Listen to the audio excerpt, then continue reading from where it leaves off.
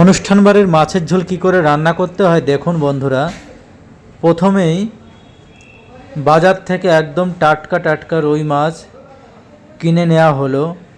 মাছগুলো বাড়িতে এনে ভালো করে পরিষ্কার করে হলুদ লবণ মাখিয়ে ভাজা শুরু করে দেয়া হয়ে গেছে। মাছগুলো খুব সুন্দর করে ভাজছে মামা। এই মাছগুলো ভেজে তারপরে মশলা তৈরি করবে। বাড়িতে একটা অনুষ্ঠান, সেই অনুষ্ঠানের জন্য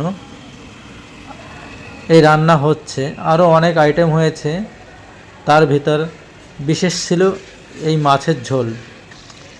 খুব সুন্দর লেগেছিল, তাই ভাবলাম আপনাদের সঙ্গে শেয়ার করি অনুষ্ঠান বাড়ির মাছের ঝোল কী করে রান্না করতে হয়। দেখতেই পাচ্ছেন, প্রথমে মামা তেল দিয়ে, পাঁচফোড়ন দিয়ে, পেঁয়াজ কুচি, পেঁয়াজ বাটা, আদা রসুন বাটা সব মশলা এক এক করে দিয়ে দিচ্ছে।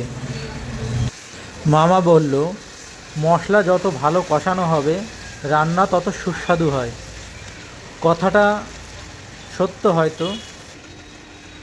দেখুন, মামার সঙ্গে একজন সহকর্মী রয়েছে, তিনি অনেকটা সাপোর্ট করছে। অনেক রকমের মশলা দিয়ে দিল মামা। লঙ্কার গুঁড়ি, জিরের গুঁড়ি, ধনের গুঁড়ি।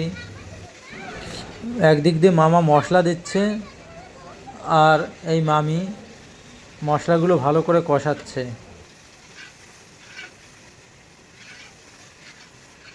এখন দিয়ে দেয়া হলো টক দই আর কাজু বাদাম পেশা ছিল। তারপরে জল দিয়ে দেয়া হলো।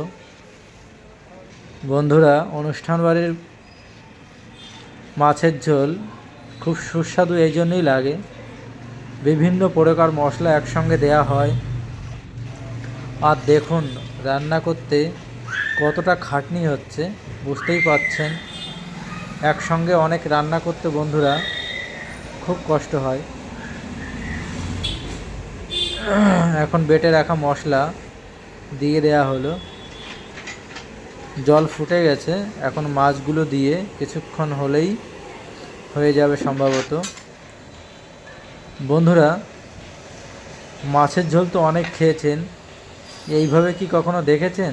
যদি দেখে থাকেন অবশ্যই কমেন্ট করবেন। দেখুন বন্ধুরা, এখন মাছগুলো আস্তে আস্তে দিয়ে দেয়া হচ্ছে। মাছগুলো দিয়ে দেয়া হলেই তৈরি হয়ে যাবে অনুষ্ঠান বাড়ির মাছের ঝোল। বন্ধুরা, ভিডিওটি ভালো লাগলে লাইক, কমেন্ট, শেয়ার আর সাবস্ক্রাইব করবেন। ধন্যবাদ।